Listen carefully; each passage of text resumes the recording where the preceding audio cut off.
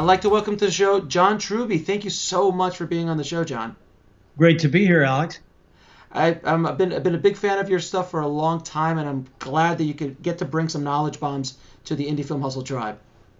Yeah, I'm a big fan of indie film, and so anytime I can help out in that area, promote the making of good indie films, I think that's really the future of the film business.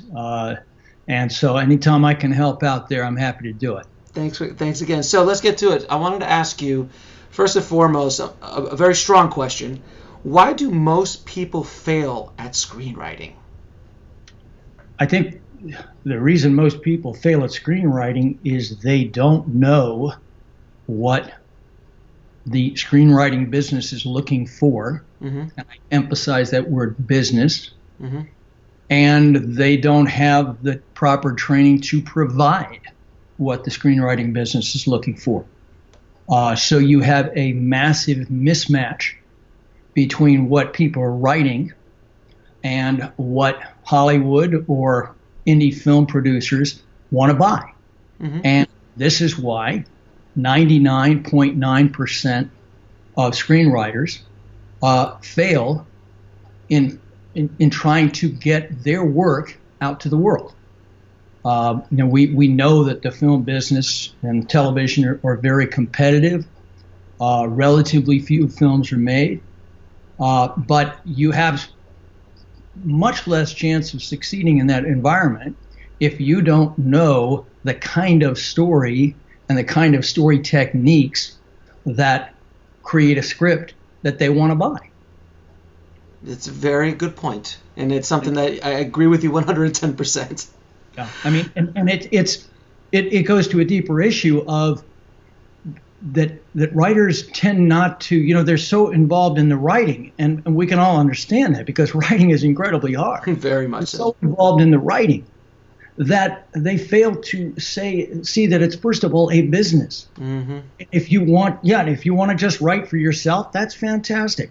But if you want to sell what you write, then you've got to first of all understand that it is a business and understand what the business is looking for. Now, in your opinion, what are the building blocks of a good story? Well, there's a ton of techniques for good story. And, I've tried over all my years of teaching story classes to go into those in great detail and mm-hmm. try to be as specific as possible.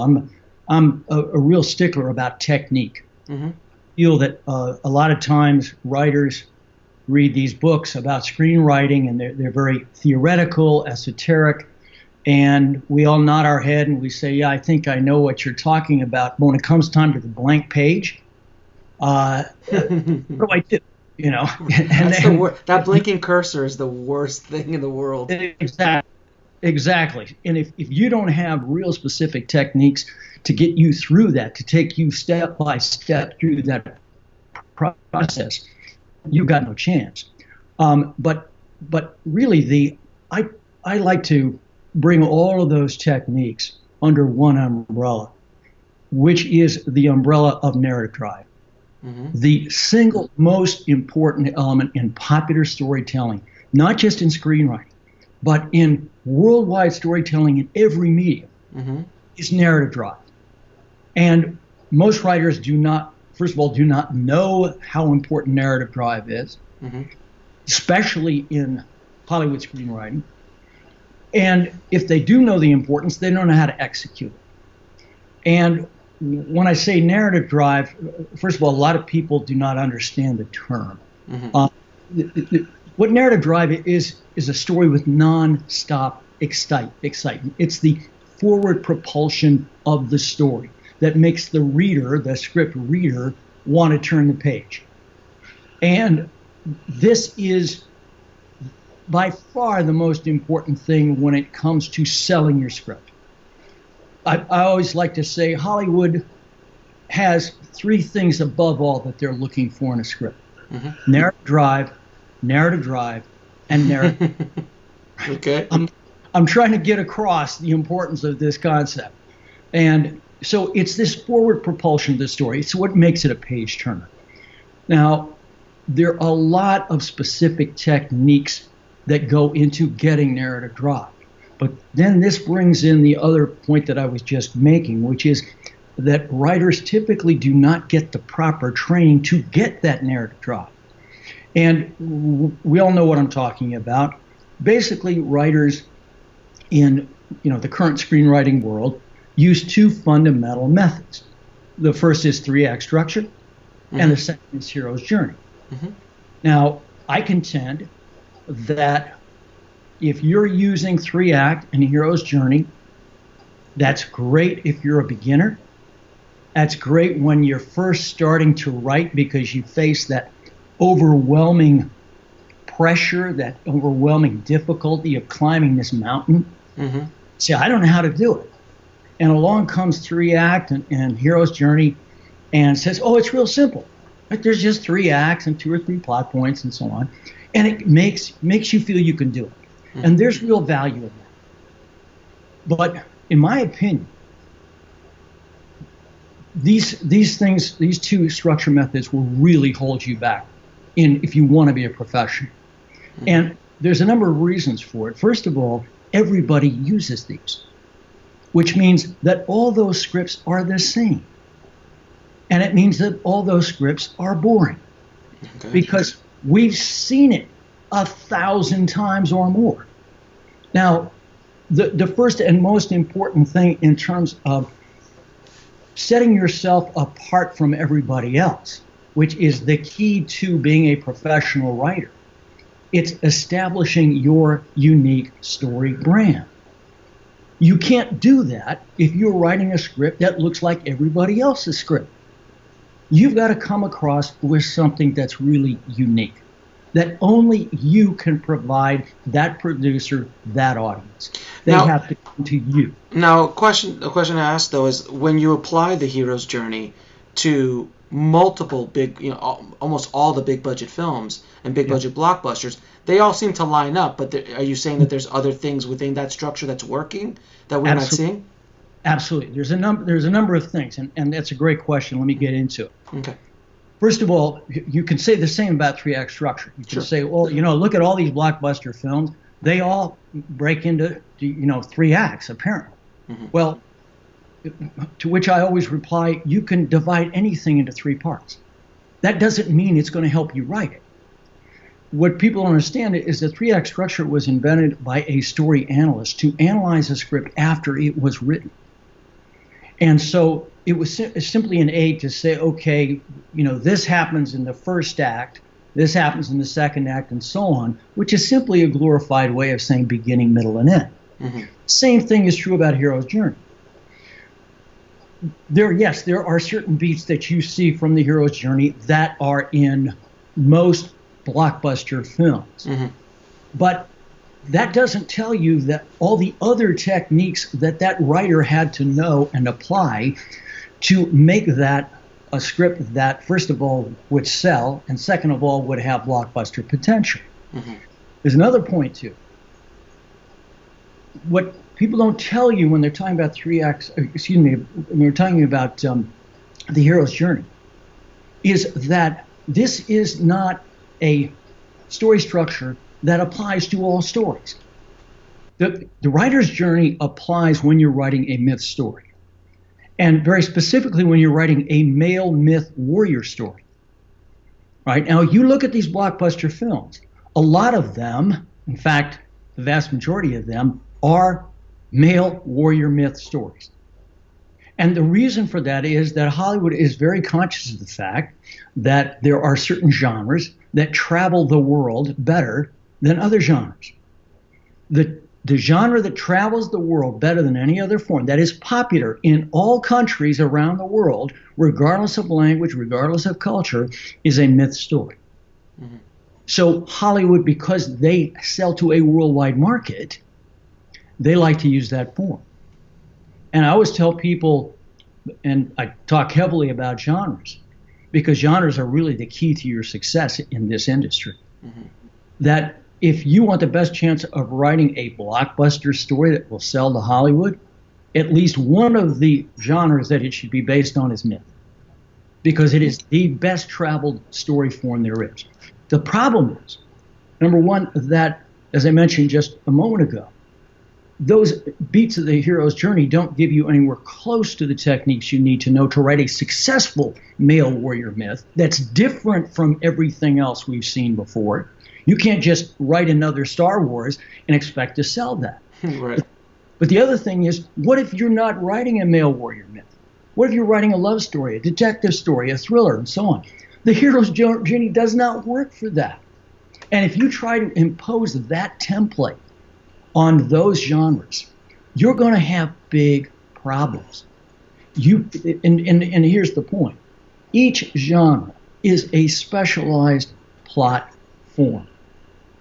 And so what each does is each genre has anywhere from 8 to 15 specialized plot beats that you have to know, and you have to hit those beats. And even more importantly, you have to twist those beats to do that plot form in a unique way we haven't seen before. So even if you were to write a hero's journey myth story, if you don't know how to twist those beats to do it in a special way, it's not going to sell. It's not going to even come close. Again, we've got to bring in originality to what is a generic way of telling stories. So my basic point is that these techniques, these basic structural methods, are good when you're first starting out.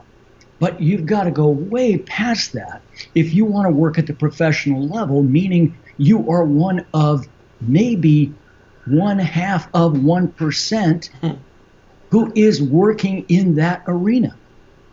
And that's why I put so much emphasis on the techniques of narrative drive, regardless of the genre, regardless of the medium. These are the elements that really make a difference in your story. Now, when we talked about coming on your show, I decided to put together a story improvement worksheet that would have a number of these techniques in there, and a place for writers to actually write how they execute that technique on the worksheet. And one of the first ones that is in there is the desire line of the hero, what the hero wants in the story. And it's interesting, Alex. I do my story class all over the world. And when I give the class outside of the United States, I always ask the students, what do you think is the main reason that Hollywood films are the most popular movies in the world, by far? And they give me two answers, invariably, no matter what country I'm in. It's always the same two answers. The first is, you have all the movie stars. Right? And that gives me the opportunity to tell them that Hollywood has not been a movie star-based business for 20 years. Yes. The only guys that don't know that it's no longer a movie star-based business is the movie stars. Right. Okay? It's a story-based business. And more specifically, it is a genre-based business. The other answer they always give me is, you spend so much money on special effects. And of course, they point to all the big blockbuster films with all that money that was spent on special effects. That gives me the opportunity to point out to them all the movies that bombed at the box office that spent a ton of money on special effects, because that has nothing to do with it. And then I get to tell them the real reason, the number one reason why Hollywood movies make more money than any other film in the world is in the script. And it is the desire line of the hero. In Hollywood movies, you have a single hero who has a very specific desire that he goes after with incredible intensity. Because what that desire line does is give you the spine of the story. And then it's all about, will that character succeed in getting the goal? And it doesn't matter what country I live in, I want to see that character succeed. And it's that desire line, that very intense, specific desire line, that gets me on board the thrill ride. And that's what Hollywood movies really are. In terms of when we're talking about popular movies, right? Now, this is not necessarily the case with indie films. Mm-hmm. But when we're talking about Hollywood mainstream films, they are a thrill ride, the equivalent of a thrill ride, what used to be known as the e-ticket ride in Disneyland. Right. Right? And the way they get it, I think there are a lot of techniques again, but the first way they do it is with a single hero with a driving desire line. Now, you might say, well, wait a minute. Oh, what about the Avengers? What about these teams, the Justice League, and so on? Guess what? All they've done is they've taken a number of heroes, turned them into a team, and that team becomes the single desire, the single hero, and the team goes after a single goal with incredible intensity. And in the worksheet that I put together, I have in there, there's a test that you do in your own script to see if you have a single desire line that is specific enough to carry the weight of the entire story. And that test is, there must be a moment near the end of the story when the audience knows, yes or no, the hero either got the goal or they lost the goal. Now, obviously, 9 out of 10 times in Hollywood movies, they're going to get the goal. Mm-hmm. But structurally, it is not necessary that they get the goal. But what is important to remember is this spine, this goal of the hero, is the thing that you hang every other story element on top of. Mm-hmm. Which is why when you're writing that script, that is the first thing you've got to figure out. Because everything else will come off of that. Now, what makes a character interesting to an audience? Is it just this drive, or is what are some elements that make characters interesting? Great question. One of the reasons is the particular desire that they have. Mm-hmm.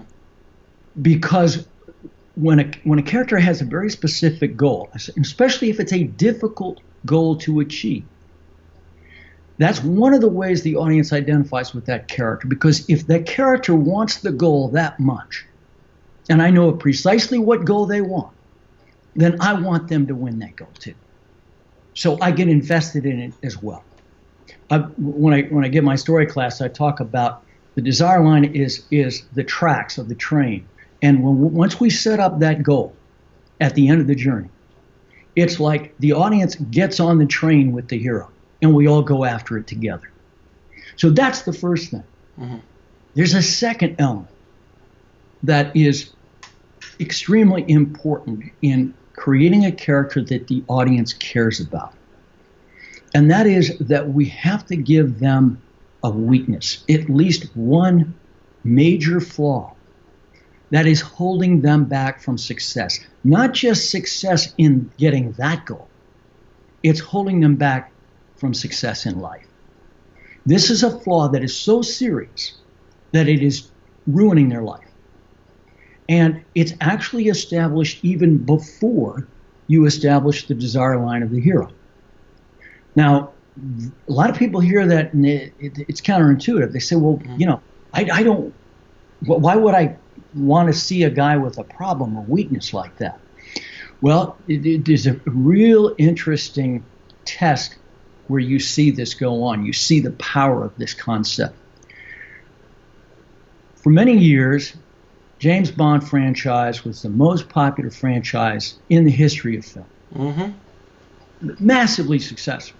Mm-hmm. But when we got up into the 20s of the number of Bond films that were, it started to get a little tired, right? And it essentially each film became basically a stunt film. Mm-hmm. And the only question in that film is this set of stunts going to be better than the ones that were in the last Bond film? Mm-hmm. Okay. Absolutely zero story quality. And then they decided to make Casino Royale, which was the origin film of James Bond.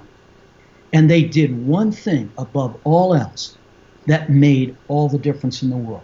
they gave James Bond, who until that point had been a superhero, and in fact is the most popular superhero in history, they gave him both a psychological and a moral flaw.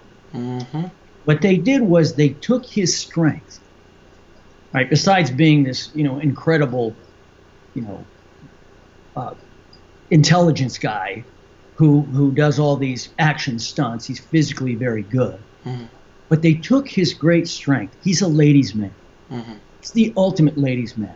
They turned that into a flaw, and they made it a deadly flaw. Because James Bond, fooling around with women, especially married women, in that film, he gets a married woman killed. And all of a sudden, we see that this ladies' man quality is actually built on a deep flaw that's been there for a long time, since he was young, and it represents a coldness, an inability to love. And so what do they do in that picture? They have James Bond fall in love. Oh my God. Can you imagine? James Bond in love, and of course, the lover turns out to be one of his opponents. So you get this massive betrayal. So the point is, by setting up this great flaw, both psychological and moral, in this character, mm-hmm. instead of making the character less popular, which is what they'd been afraid of, because the conventional wisdom in Hollywood for decades was, when you have an action hero, they've got to be perfect. They've got to be a paragon of virtue. Muscle bound, right? Right. Exactly. And instead, they reversed it. And they said, no, we're going to give him flaws. And guess what? That made James Bond far more popular. And you know why? Is because Casino Royale was a great story. Yeah, it was. It was excellent. And that's the difference. And so the two main things that you're looking for, and again, there are many other techniques, but the two most important for caring for a character. And by the way, this again goes against conventional wisdom. Mm-hmm. Most writers, when they're creating their characters, they basically try to come up with a list of traits, characteristics. What is their job? How much money do they make? Mm-hmm. How do they dress? What's their favorite color? It goes on and on. Well, these are all superficial and make virtually no difference in terms of the connection between the audience and the character. Mm-hmm. By far, the two most important things to establish in that character, and you do it right at the beginning of the story, is what is their great flaw and what do they want. And if you do that, you've got 90% of the viewers right there. Now, there's a movie that I always use as a reference, as I argue one of the best written movies of all time, Shawshank Redemption, which is fascinated me because I was in high school when it came out, and at that time I thought Jean-Claude Van Damme was the greatest actor of all time. So back in the day when you were kids, but that movie cut through all of that, and even at that moment, myself, my group of friends, everyone just loved that movie, and there was something so primal in the storytelling that it's now considered one of the greatest films ever made, but it took a while for people to catch up to it. Yeah. What do you think is the key to that specific film with Andy Dufresne and his journey? I'd love to hear your take on why you think that story resonates so powerfully with audiences around the world. Well, I agree with you. It's a great choice. It's a terrific film, terrific story. And not surprisingly, there are many story elements that are going into that success. One of the reasons that it was overlooked in terms of how great it was at the time is because they do it so effortlessly. Mm-hmm. It's like Michael Jordan playing basketball. Well, you figure, well, the guy's just got great physical skills. No, you don't have any idea of the kind of technique that is sitting underneath those skills. Mm-hmm. The great writers will do that. So, again, there's tons of reasons. You have a terrific main character. Mm-hmm. You have the use of which is a lot of people don't even consider this as part of the success. In fact, it goes against conventional wisdom, mm-hmm. which is that it has a storyteller. Right. Voice over narration. Yeah, narration, according to McKee, is horrible. Yeah, you're not supposed to do that. Not supposed to. This is complete nonsense. Right. This is complete. Some of the greatest Hollywood films ever have narration in it. Voiceover narration. Of course. Now, yeah, when voiceover narration is used to hide mistakes in the story, and because when they made the film they screwed it up, right, and so now they have to patch it with this voiceover, yeah, then you've got a big problem with voiceover narration. Or backstory or anything like that they kind of stick in there, sure. Exactly. But if it's part of the story structure from the beginning, if it's there for a reason, then it can really kick up. A certain story can kick it up to another level, which it did in this case. Because notice that we don't just really care about Andy. Mm-hmm. We care about the voiceover narrator. I can't remember his character's name. Red, exactly. Of course, Morgan Freeman, yeah.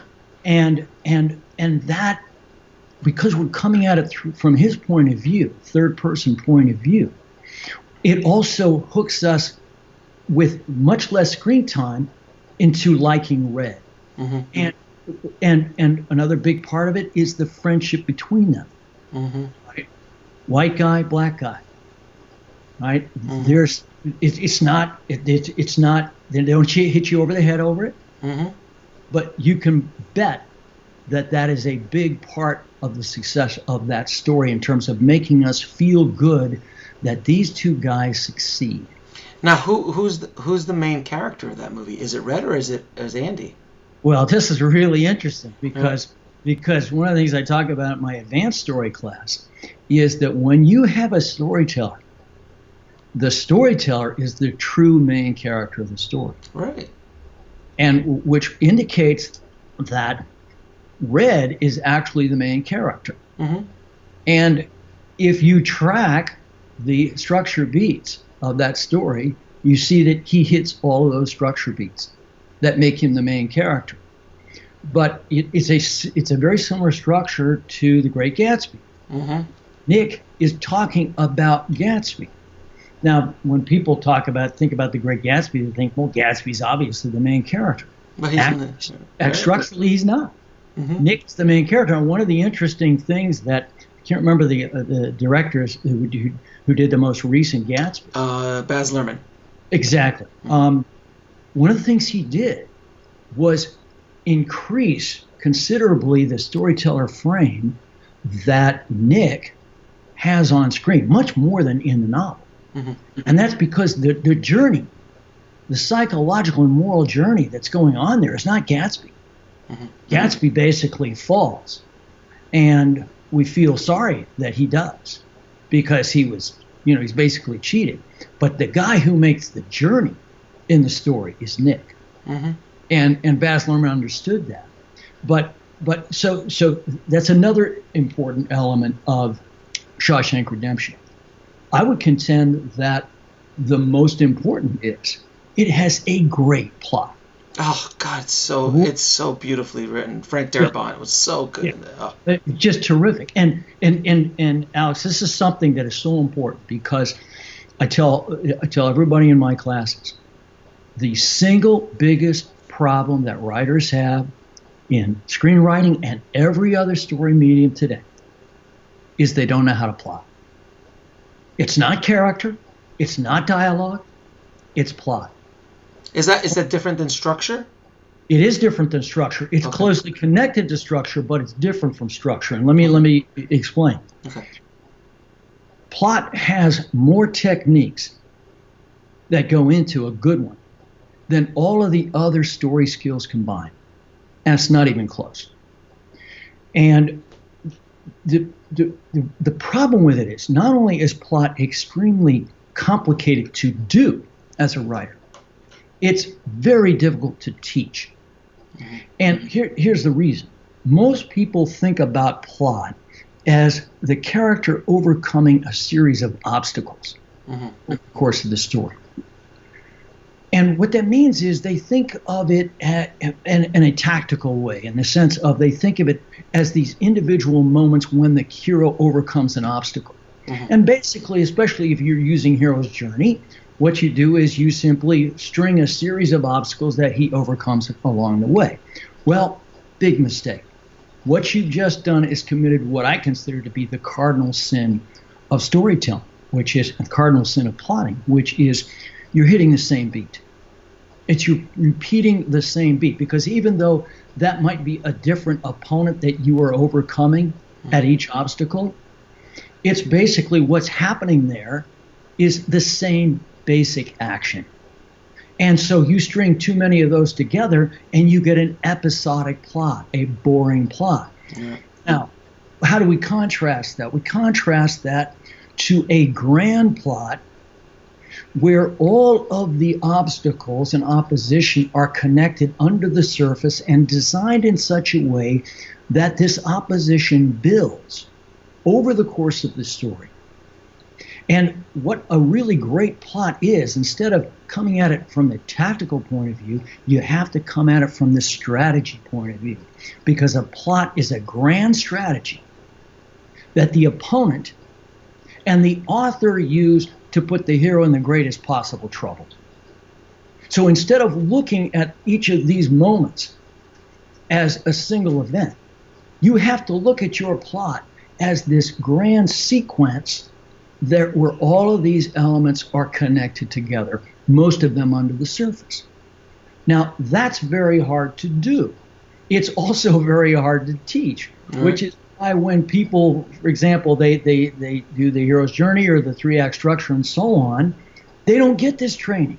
So, of course, they're not going to be able to do that. And what do?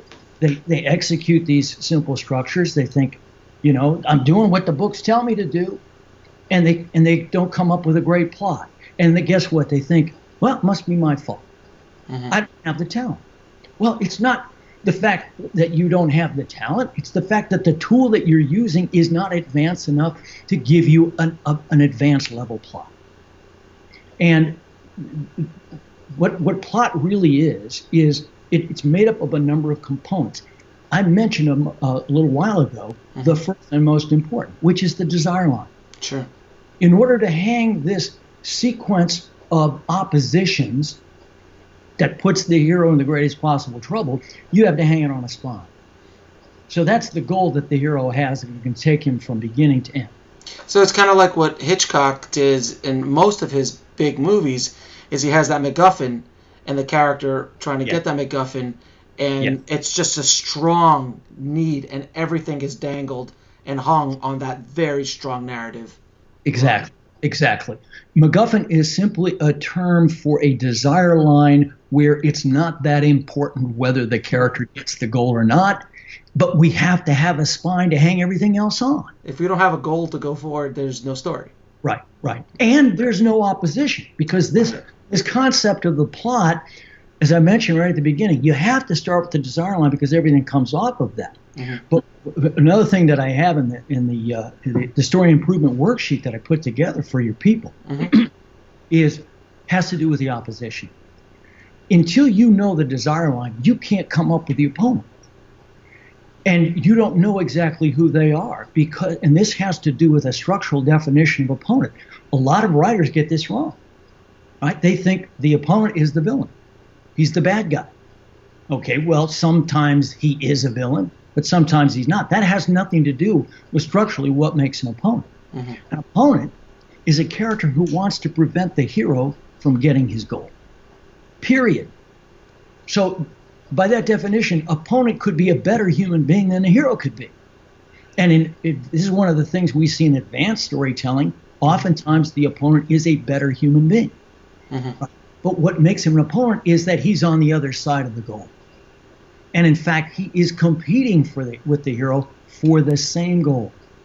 Because this puts the hero and opponent into a necessary opposition. In other words, they have to fight. Now, you hear that and you think, well, that's kind of obvious, right? But believe me when I tell you that I see loads of examples. The hero and opponent do not want the same goal, and the writer then doesn't understand, why can't I not create conflict and build conflict? It's because if you have a hero and opponent who are going after a different goal, it is entirely possible for them to go after those goals without coming into direct conflict. The only way you can make sure that they come into direct conflict and that conflict builds over the course of the story is if they want the same thing. And then they're going to fight about it, and that fight is going to get nastier and nastier and nastier until you have a final battle at the end which decides the issue. So this then is you get this opposition, which then is the second major element to great narrative drama. So and I'll go back to Shawshank, the main villain of that movie, among the other minor villains, is the warden, who's stopping Andy from just living, let alone trying to escape. He had no chance to escape. Right. He's just like being a human being. So what is the goal? What are the same goals? Because Andy obviously has different goals than he does, but yet they conflict so much. So what is that? How is that? Can you explain that? Well, again, great question. A lot of people, when they hear that the hero and the opponent have to compete for the same goal, they'll go to a detective story and they say, wait a minute, they don't compete for the same goal. The bad guy has committed a murder, he's trying to get away with it, and the detective's trying to figure out who did it. Yeah, Moriarty and Sherlock Holmes. Right. Now, and then when the writer tries to write their own detective story, again, they don't understand, why can't I make this thing work? Why can't I make this opposition in this work? It's because that's not what a detective story is. They're really fighting about. Detective and the killer are fighting about whose story will be believed. And what they do is each takes the same set of physical clues and creates a story. Detective story is about competing artistic stories. It's not about, the killer and the dead guy and all the looking for and asking questions and finding out who did it. It's about which story will be believed, the villains or the heroes. And so this leads to one of the key rules about good detective writing is every physical clue that you put in the story has to have at least two possible interpretations. This is one reason why detective stories have the most complex plot of any genre there is. And by the way, just to go back to an earlier point, why if you try to do a detective story using the hero's journey, good luck, you will die. You won't. No, and actually, I've never actually even thought about it that way. But you're right, because I've been in the camp of hero's journey, 3-act structure, and I know there's 4 or 5-act structure, and Raiders of the Lost Ark is what, 5 acts? Some have said that. Yeah. I think even trying to do that, you've already lost the battle because it's totally arbitrary. For example, I was on a panel once with 3 other fairly well-known story gurus, and I use that term loosely because I despise the word. but one of the teachers up there said, this person is a very strong advocate of 3-act structure, said, she acknowledged the fact that Shakespeare wrote in 5 acts. And she said, what Shakespeare really meant to do was to write in 3 acts. Okay? So now she's reinterpreting Shakespeare. Yeah, exactly. Okay. You see the absurdity of it. Yes, I got you. Yes, yeah. It's a mouse throwing stones at a lion. Got it. Right, exactly. But it's also the absurdity of trying to divide into numbers, whether it's 3 parts, 4 parts, 5 parts, 8 parts. You can divide any unit into any number of pieces. The question is, does the dividing of that give you techniques to actually write it in such a way that it feels like it's all of one piece that builds steadily to a climax at the end? And my point is that certainly something as simplistic as a 3-part division is not going to get you anywhere close to the ability to write a Shawshank Redemption. There's no technique there. It's like what Gertrude Stein said about Oakland. There's no there. There's nothing you can use. right? And as I said at the beginning, I'm all about the practical. I'm all about specific techniques that if I do this in the story, I will get this emotional effect in the audience. So you're absolutely right. You can't, you can cut anything into as many parts as you want, but at the end of the day, it's all about the story, and it's all about how it's moving that drive through it. Exactly. It's all about how are all the elements contributing to the overall narrative drive of that story, because the audience isn't looking at it and say, well, that was a great first act. Right. Cool. Yeah. He's good. This guy's good. Yeah. No, only in LA. Right, in LA. But no, they're sitting there. They're on the thrill ride. They want the propulsion. They want the speed, right? And so they don't know the techniques that are going there. They don't know the techniques that are putting them there. But we as writers have got to know those techniques because we create it. So like thinking about a screenwriter like Chris Nolan, who is obviously a master at what he does in his storytelling craft. You take a script like Memento or Inception, which it's just layer on top of it. Makes my head hurt. Right. Thinking about the layers that are on that and how he's able to bring, or Pulp Fiction. I mean, that's another one that was just this. Yep. You could break that into 3-act structure. You could. But what would it do for you? What would it do for you? I prefer to break it into the elements that really made a difference. Which are? So for example, I love the fact that you're talking about Chris Nolan. Mm-hmm. Chris Nolan and his brother are the number one in terms of the ability to create plot in popular movie today. Mm-hmm. Number one, they are plot masters. And their biggest problem that no one else in the world has is they're so good at plot that they create too much plot sometimes. They do sometimes. Yeah. They sometimes do, yes. Right?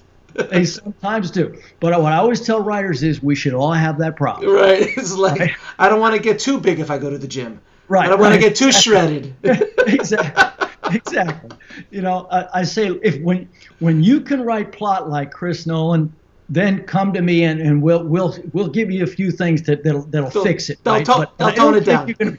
I don't think you're going to be coming to me. I really don't. But no, I mean you look at the way that he structures these stories and the way he uses plot. Mm-hmm. There you can see, if you break it down, you can see the grand strategy that the author and the main opponent are using. Let me give you a perfect example of this. In The Dark Knight, greatest superhero movie ever made. I would agree with you on that. And there is no competition for that. It is the best. If you look at the plot of that story, mm-hmm. It's deep. It's very deep. It's very complicated, yes. And that's probably a little too complicated. But I'm fine with that. Yeah. But if you break it down structurally, you will find that this plot is built on a sequence of tests, moral tests, that the Joker forces Batman to solve. And these tests become more and more difficult. Intense, leading to the final test where we have the two ships, mm-hmm. where he used the classic, from game theory, the classic prisoner's dilemma in order to create this scene. And why is the Joker forcing Batman through these tests? Besides the fact that the greatest opponent will test the hero to the deepest possible level. It's because he's trying to prove his view of humanity, which is that man is simply another animal with a thin veneer of civilization, and I'm going to scratch that thin veneer and show you he's just a dog-eat-dog animal like everybody else, like every other creature. And he happens to be wrong. But what he does is, and what the Nolans do there, is by giving Batman these series of more complex moral tests each time, they're tightening the vice. They're making, okay, all right, you solved that one. Now let's turn the screws a little more. Now, how are you going to do this one? And this is the kind of this, and this also points up the essential difference between plot and structure. Because structure is simply plot that forces the hero to deal with his weakness. That very first step that I mentioned that you establish for the character. Mm-hmm. Because the weakness, both psychological and moral, this weakness is the driving force. It is the first cause of everything. In fact, that weakness is what the story is really designed to solve. And how do we solve it? We force the hero to go on a plot journey, go after a goal, mm-hmm. puts pressure on him at an increasing rate until he is forced to confront that weakness. And he either solves that weakness or he fails. And that happens at the end of the story. And it happens right after he accomplishes or fails to accomplish his goal. Can you even give another example of a movie that does what you just said? Because I'm rattling my head of like, where have I seen a movie, and I know there exists, but I can't think of one, that happens, that the villain is testing the hero again and again and again till the final crescendo of the finality. I'm assuming Moriarty and Sherlock Holmes at a certain point do that. Well, I mean, start with that. I mean, it's why was Moriarty created? It comes down to what I consider to be one of the most important of all story principles, which is the hero is only as good as the person he fights. Yeah. You want a great hero, you have to have a great opponent. And you have to have an opponent who is equal to that hero. Possibly even at the beginning more powerful than the hero is. And now we'll go off on a tangent here, but I think that's one of the reasons why DC is having such a difficult time with telling stories other than Batman, because Batman is the only Marvel character in the DC universe that has flaws, but everyone else is a god, so that's why Superman is such a difficult character to write for. You have absolutely nailed the difficulty of any superhero franchise. Mm-hmm. And is why Batman Dark Knight is the best superhero movie ever for a lot of reasons, but the main reason, he's got a psychological and moral flaw, and he's human. Mm-hmm. If you have a superhero who is a god, and especially one like Superman where he's just a straight up super fine guy, what do you got? What are you going to do with that? I'll throw kryptonite at him again and again. Yeah, and that is a physical. That's simply a physical object that can attack him. Yeah, Lex Luthor never was a challenge. I don't think it doesn't have the Joker Batman dynamic doesn't have the same thing as the Superman Lex Luthor, because Lex Luthor arguably is his Joker. Right. But it was just like, God, the movies. But look at the difference right there. Mm-hmm. Lex Luthor is of course Moriarty. Right. And what we're trying to do is create a villain who is at a high intellectual level, who is capable of challenging that superhero to the greatest possible degree. Right. And that's fine, except that if the superhero is a god without a moral or really even a psychological flaw, mm-hmm. then the only way that villain can test him is on the intellectual level. Can I create crime that you can't deal with, that you can't solve in some way? That's kind of empty. That's emptier, that's though. Empty. Yeah. It's totally empty. It's like, okay, is Superman going to succeed or not? Well, obviously he's going to succeed. So, it's just spinning wheels. Right. And that's why until they do a superhero movie of another superhero who has the kind of moral and psychological complexity of a Batman, mm-hmm. nobody else is going to come close to that film. Well, the only one I can even think of that I remember is the Superman 2. Back mm-hmm. in the day with Richard Donner's one. That was a great example of like, okay, you've got Superman, he's the Boy Scout. Well, what do? You give him 3 super people to fight, and he gets tested along the way, and then you take away his superpowers. Right. So now he's human. So it's like that dynamic it's probably one of the best Superman stories told on cinema. Do you agree? Yeah, but let's take this story problem out to the larger issue of if you're doing any franchise, because Marvel has the same problem. Oh yeah. Marvel's has been more successful than DC Comics and Warner Brothers. Mm-hmm. However, they've got the same problem. When you have superheroes who are gods who cannot be killed, mm-hmm. then what do you do? Well, the main thing you do is you try to come up with a new villain that's really, really tough and he's really smart and he can really test them. Okay, but that gets repetitive real fast. Mm-hmm. Okay. And so what are the best Marvel films?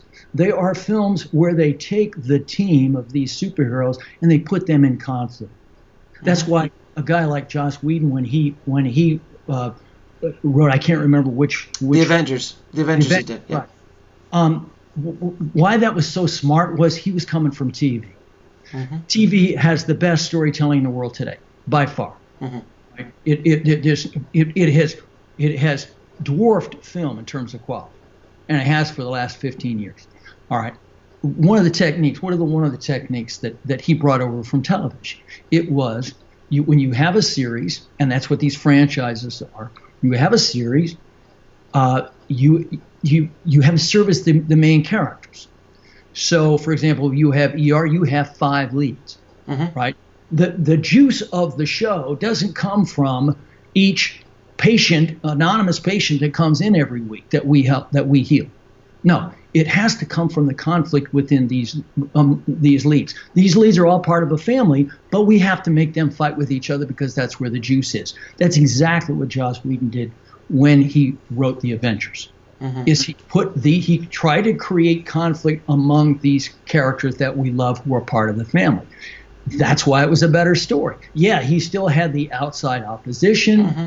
still had to pay those dues, but the juice of it was in here. Can they even get together long enough to defeat the bad guy?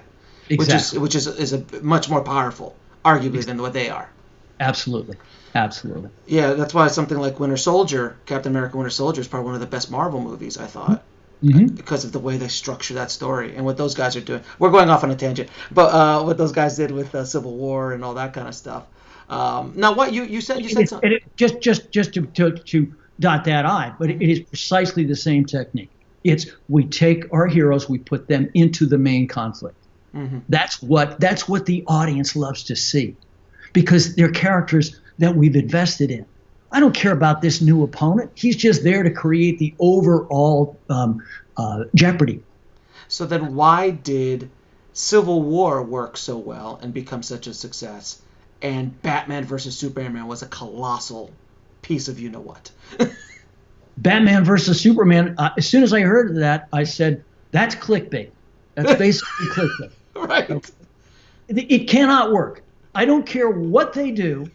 This cannot work. Right. Okay? Because first of all, you have to convince me that these two fighters for justice are going to come to hate each other so much that they are going to come into conflict, and it's a conflict that I even believe. To the death, right. To the death, right. I don't believe that from point one, okay? So they already have got me with a massive problem of disbelief. Okay? I'll tell you what, my wife, when she heard that, she's like, that's ridiculous. Superman could kill him in a second. He just goes over and just done. It's over. Yeah, that's the other reason. Right. You got a human against a god. Right. And no matter how much tech you might have, he's still a god. That's right. No matter how smart Batman may be, right. It's not going to happen.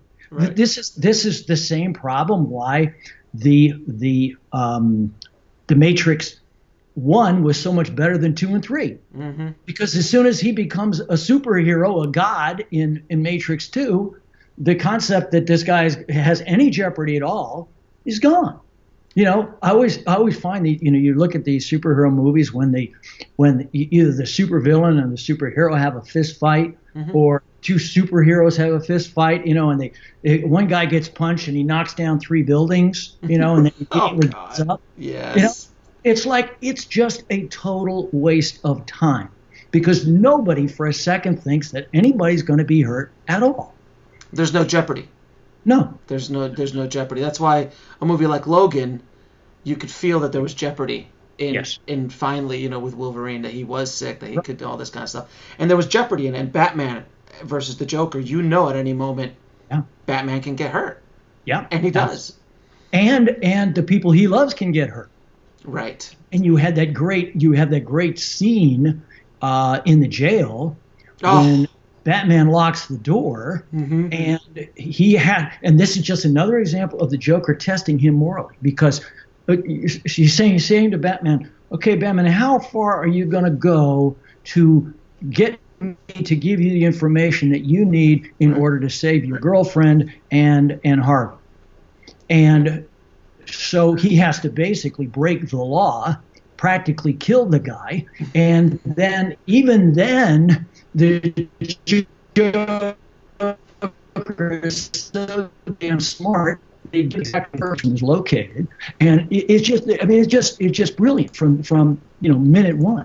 And without question. Now, you were saying something earlier though about television being so much better than film today. Why do you think that is? Because I agree with you 100%. But what is the reasoning, you think? It's all in the story structure, and what you've seen in the last 15 to 20 years is TV moving from a generic episodic art form that is not even an art form to the storytelling medium that's probably the greatest storytelling medium that we have. And it comes from the fact that until about 20 years ago, the story structure of an episode of television was based on about 44 minutes where the same story structure beats were repeated week in, week out. So you begin the story by establishing the problem, for example, the crime, and then the goal is to solve the crime, and then they solve the crime in the last scene, right? Right. End story. And then next week, we repeat those same beats. We just come up with a different villain. So what you get is generic storytelling. That is not an art form. Now, basically with The Sopranos, I mean, Bochco really started this about 10 years before that. But where it really changed was with The Sopranos, because with The Sopranos, we have the serial story structure instead of what used to be known as the standalone story structure. Right. An episode is a standalone story, and we repeat that each time. Serial, what you have is, first of all, you tend to have multiple main characters.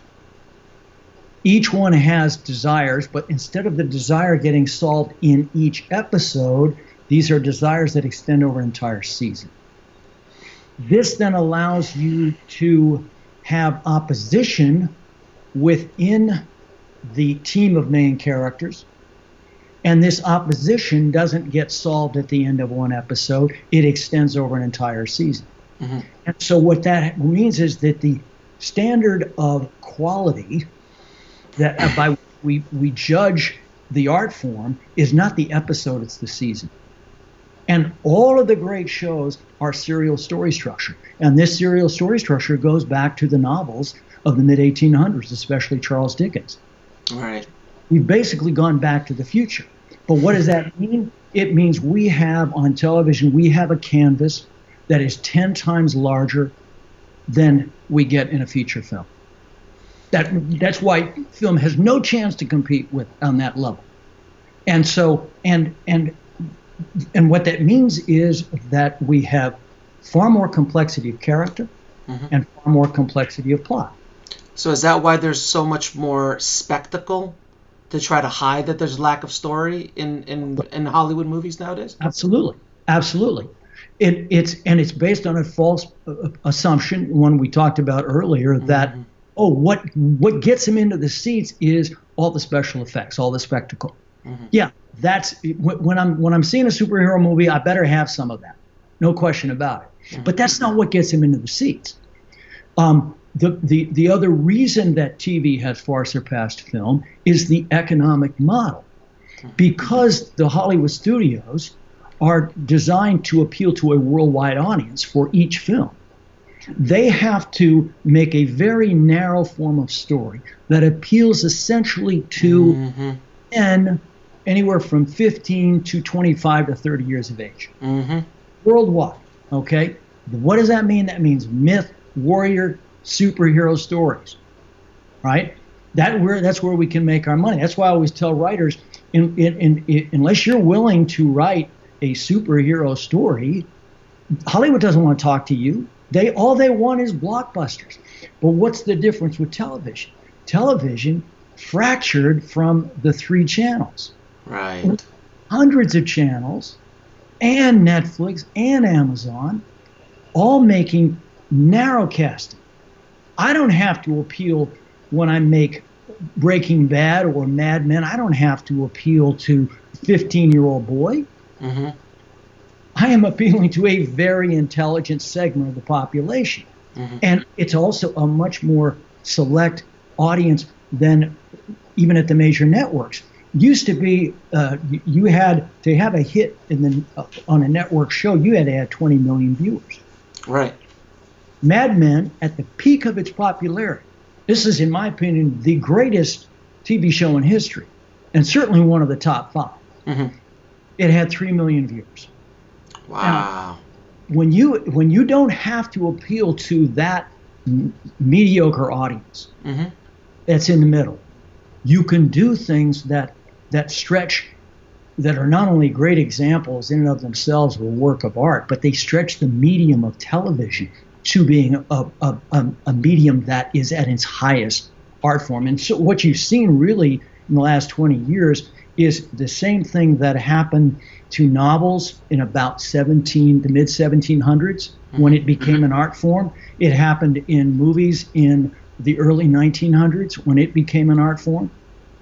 This happened at the beginning of this century with television. And what we've seen is what they rightfully call it the golden age of television, and it's because the writing is serial story structure. And guess what? The other key factor? Writers control television. I absolutely despise the auteur theory that says the director is the author of the film. I think it's one of the biggest pieces of nonsense ever. And one of the ways you prove it is look at the medium that has now come under the control of writers. Writers run it. Right? When you put writers in control of a story medium, guess what? You get great stories. When you put producers and directors in charge of a medium, like you get in film, guess what? You get spectacle, you get generic storytelling, and it doesn't reach the level of art. I was having dinner not too long ago with one of the top film critics in the country, and I don't want to mention his name. One of the top film critics, won a Pulitzer, this guy. And I said to him, does it bother you that you are reviewing films every day that are primarily superhero films, Right, while television is going on, and for 15 years has been going on, that has one great show after another? Does that bother you? He says, every day of my life. I could only imagine. So, could you have any tips for writers to overcome the dreaded writer's block? Absolutely. Tell me. Writer's block, again, is something that's highly misunderstood. Okay. Writers typically think that writer's block comes from a psychological problem that somebody has with their writing. In fact, writer's block is almost always caused by a structural problem that they have in their writing. When you solve the structural problem, you get rid of the block. What happens is that a lot of writers still go, in novel world, it's called being a pantser. It's plotting by the seat of your pants, just coming up with the plot as you go. And this is, by the way, the most common mistake that amateur writers make. And it holds them back tremendously from having a chance to write at the professional level. They come up with an idea. It's a great idea. They get so excited, they immediately start writing script pages. They write 15, 20 pages, write themselves into a structural hole, and they can't get out. And they have no idea how they got there. So they run to the block, and eventually they give up. And then they try it again. They repeat the same mistake with the next story idea until they screw up enough story ideas that they give up writing entirely. All right? And by the way, it ties in with this is one of the, I think, most dangerous pieces of fiction that writers have been given, which is just get it on the page, right? Just get it down. You can fix it later. I used to give that recommendation myself because writer's block, when it flows, go with it, let it flow. Except that I found after years of experience that it doesn't flow forever. It's flowing about page 15, and you can't get it to flow again. And so this is why I always say, no, do your due diligence up front. Do your structural work up front. Your planning, your outlining, you're figuring out the structural elements of your unique story, not the 3-act type stuff, but I'm talking about the structural elements of your unique character and your unique plot. Get that grand design figured out up front. When you have that grand design in front of you, which you then will be able to adjust as you go, you're not restricted to it, you're not frozen to it. But when you have that grand design, I guarantee you will not hit writer's block. Now, you said about amateur writing, what is the biggest difference between a professional and an amateur? Plot. It's the ability to write an intriguing, surprising plot that not only hits the main genre beats of the particular genre that author is working in, but twists the beats in a unique way. And here we have to step back. Most writers don't even know the beats of the genre they're working in. And one of the things I have in the worksheet has to do with these genres. One of them being that the most important marketing strategy, I talked about you got to write for what Hollywood wants to buy. The single most important marketing strategy in Hollywood film and television, and also in novels, by the way, is every film that is made is a mix of at least 2, typically 3, sometimes even 4 genres. It's the marketing strategy of give them 2 for the price of 1. There is almost no single genre film out today. All right? So you got to start with that. And let's say you know that as a writer and you're mixing genres. Well, then you run into another problem. If you don't know how to mix the genres, then you end up with a big story mess because each one of those genres has its own specialized hero, its own specialized opponent. These are predetermined. It has each one has anywhere from 8 to 15 story beats, specialized plot beats that make that that particular genre. For example, one of the plot beats that you get in a love story is the first kiss. Right. Now, if you don't have a first kiss in your love story, guess what? You're going to fail. Right. But so what writers do is they try to mix these genres and they end up with story chaos.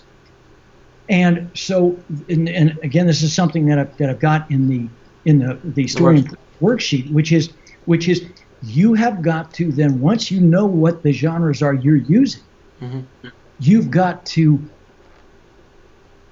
make one of those genres the primary genre, because that gives you the foundation structure, including the main desire line, that all the other genres and plot beats are going to be built on top of.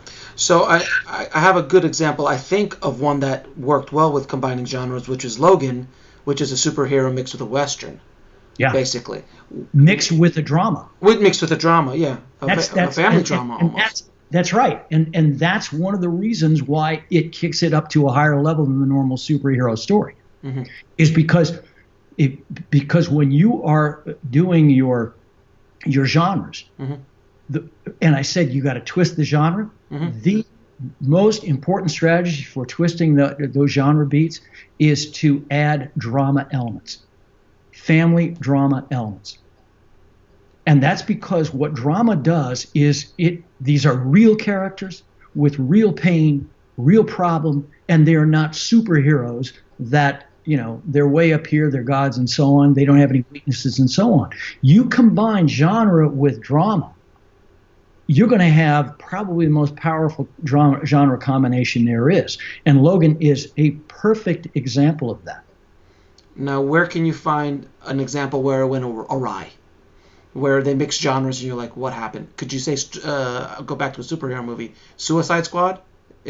Was that a mixture of genres? That was a mixture of a bunch of stuff. It is, but my sense is that the reason for that failure was much more than just they didn't know how to mix the genres right. My sense was that wasn't the main problem with that, and it tied in with some of the things we talked about in terms of. And now it's interesting to look at what they were trying to do. Mm-hmm. They were trying to use the technique I talked about before, which is, what do you do when you have superheroes to make them human and to make so we can identify with them more? Well, we make them really dark, negative superheroes. Mm-hmm. And that was a great idea. Mm-hmm. Problem is that what they were using is there is a subgenre called the suicide mission story. Sure. Rogue One is a suicide mission story. Guardians of the Galaxy 2 is a suicide, and 1 is a suicide mission story. Mm-hmm. And this is, by the way, the primary genre strategy that they use when they're doing superhero team movies. Mm-hmm. They use and suicide mission. I don't want to go into too much detail. I talk about this in my genre classes, but suicide mission story is a sub-form of action. Mm-hmm. And you set up a team of people, they have a single goal, but the goal is so impossible to get that everybody's going to be killed by the end of the story. And they all know it going in. Right. Like, it's a suicide mission. Seven Samurai, that kind of thing. That's the beginning. Magnificent Seven, sure. To this day is the greatest of all, and in my opinion, the greatest movie ever made. But that's another story. Yes. But there, a good number of those people get killed. Mm-hmm. And here's the cheat that the modern superhero form of this does.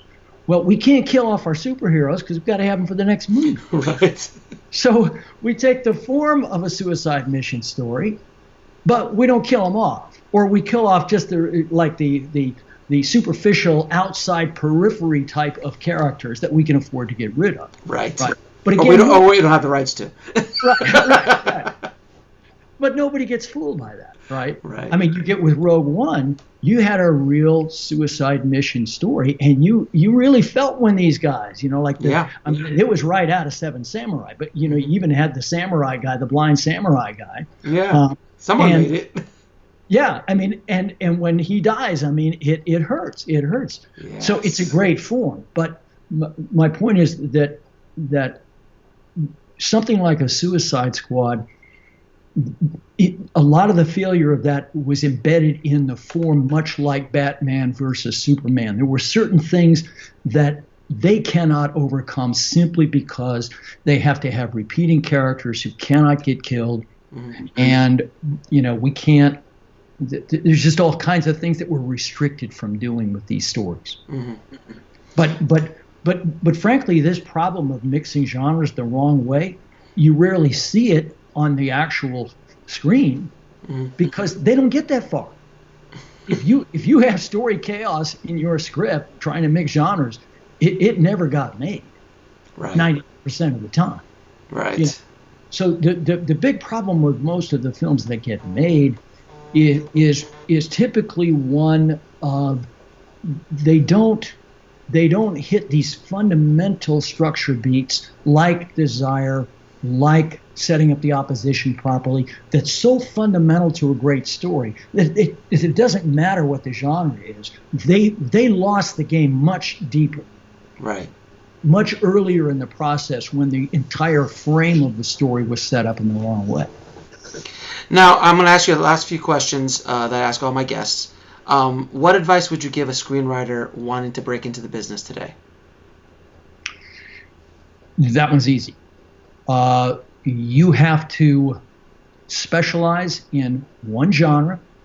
That doesn't mean you don't add other genres to your story, but you've got to specialize in a genre. And here's the reason.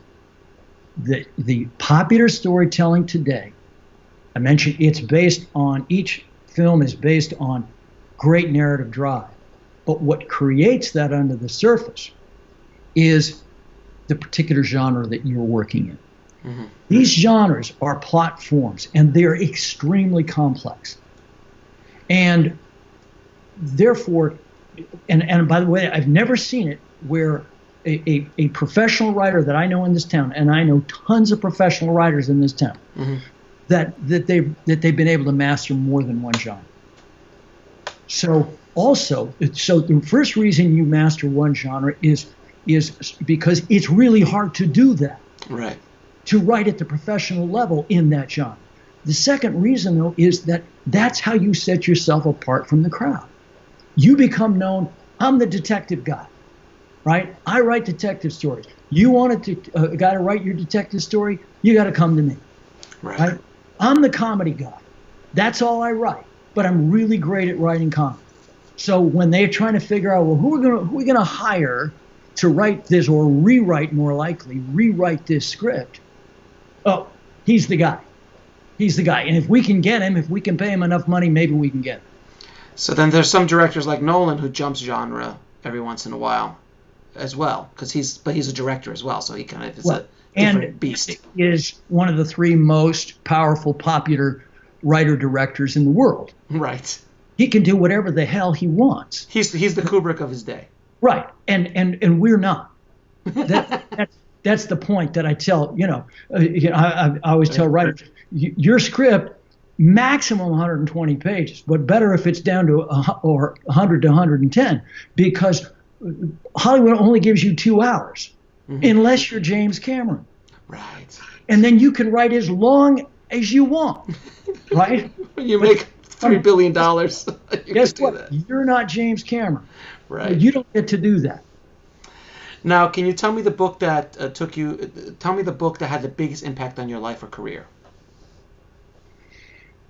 The book that had the biggest impact on my life or career is what I consider the greatest book on story there is.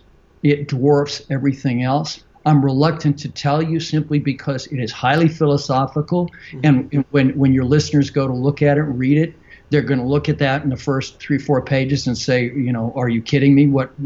There's no way I'm going to read this. But if you do read it, it'll blow your mind. Mm-hmm. Greatest book on story ever written. It's called Anatomy of Criticism, okay. by the guy by the name of Northrop Frye. Okay. And it makes guys like Aristotle and Joseph Campbell. I mean, these are great guys. These are all in the top 5 of masters of story. But this guy is up here, and everybody else is down here. What's the name of it again? It's called Anatomy of Criticism, and that's one reason why my book on story, which is called Anatomy of Story, mm-hmm. has that title. Is because it takes a similar approach in the sense that both books get into story really down at the technical level, very specific level, instead of, again, this very theoretical or esoteric stuff that nobody really knows how to apply. Mm-hmm. It's totally practical, totally useful. Now, his is much more esoteric because he's essentially writing the philosophy of story. Mm-hmm. His understanding of the hero and the history of the hero, mm-hmm. which is the first of 4 sections in that book, mm-hmm. there's nothing else that's close to that. Interesting. Oh, I'm going to read it now. I'll let you know. Now, what is the lesson that took you the longest to learn, whether in the film industry or in life? Oh, man. You probably should have asked me that one before. I could give that a thought. So that's a tough one. It's a lesson that I continue to try to learn, mm-hmm. which is the beauty and the complexity of story. Mm-hmm. To me, and this is something I always say to writers, unless you're in for the long haul, get out now. Amen. Because this is the most complex craft in the world. Nothing else is close. And if you want to master that craft, that's a lifetime commitment. I've spent my whole life writing and understanding story, mm-hmm. and I'm not all the way there yet. Mm-hmm. I know a little bit about story, but there's a lot more for me to learn. And so I believe, and this also something I strongly believe in, and I tell my students, which is you can, apply whatever your techniques are that you're going to apply. But unless you are willing to really get to the level of mastery of craft, right, then you're not going to succeed. Because, and this was the biggest surprise to me in all my years in Hollywood, which is that the most successful writers are not the most intrinsically talented. This blew me away when the first time I realized it, right? But the ones that succeed are the ones who have mastered the craft of writing. Right. So that when a producer comes to hire you, they know this person's a professional. They are going to give me a professional script every time out. Because keep in mind, that's their biggest fear as a producer. Because producer is going into a black hole when they hire a writer. They have no control over it. They have no idea what they're going to get. If you have the track record and if you have proven that it doesn't matter what the job is, I always produce professional level material, then you are going to have more work than you ever thought possible, and you're going to make a ton of money because it is quite rare. And 3 of your favorite films of all time. Oh, wow. Another one I wish you had. Well, Seven Samurai, you said. Seven Samurai is right at the top. In my Anatomy of Story class, I teach, I talk extensively about The Godfather. Of course. Which is just brilliant on every level and so instructive for learning to write. And another, just by the way, another argument that I make for the screenplay as art form, this idea that the screenplay is a blueprint for a director, drives me up a wall. Read the Godfather script. It's just a joy. Especially if you love story, if you love writing, you read that and it's just, I've seen God. Right. So that's certainly up there. I think in terms of really one of the most brilliant scripts of the last 20 years or so, it's a little bit more than that now, is The Usual Suspects. It was a great script. Great script. Absolutely great script. That is a perfect example of what I was talking about earlier, of not only hitting the story beats, but flipping every one of those story beats in a way that, not just a little bit, that just blows your mind. And you don't realize how much he's flipped every story beat until the very last moment of the film. That's great writing. It is very good. And that's a perfect example of the power of someone who can plot. This guy, that's somebody who understands plot at as high a level as you can get. And when you can have your final big reveal in the last scene, which very few films can do that, if you can do that, they will anoint you as the next god, and you are made for the rest of your life. Well, and it's exactly what happened to Christopher, I forgot his last name. Yeah, Mick, what was it? McCurry, something like that. Yeah. Gosh, I should know that. I'm embarrassed that I don't know that. But he pretty much started doing whatever he wanted after that movie. Yeah. Another guy who's a writer director, but where he really sets himself apart is in the writing is this guy McDonough. He did In Bruges. Oh yeah, the one with oh god, yes, I know who you're talking about. Yeah. Ray Fiennes and a couple of those other Irish-English guys. Yes. Wow. Again, you want to see textbook great writing? Take a look at that script. So those are 4 right there that and I could go on with a few others. Sure. I tend to tell you the truth because I put so much emphasis on genre. When people ask me that question, I usually say what genre and usually try to come up with 1 or 2 in each form, because the trick, I was talking about master a genre. The trick is once you've chosen your genre, then go to the best in that form. Yes. and break them down. Yes. Break them structurally. Do a scene list of these things, and then look to see how they are structured. What's the underlying structure to the scene list? And when you do that, you will start to see how great that genre can be when you're hitting on all cylinders. Now, you've been talking about this worksheet you did for the Indie Film Hustle Tribe. Where can they download this worksheet? That can be downloaded at truby.com, it's Truby, truby.com/worksheet. Okay, simple as And that.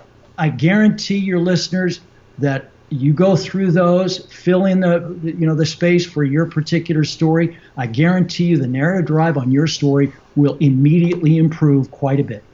I promise you. And I will put that link in the show notes as well. John, it has been an epic interview. I know we could talk for another 2 hours, if not longer. I'd love to. You're a great interviewer, Alex. I've really enjoyed this. I appreciate it. Thank you again, my friend. We'll talk soon. Right.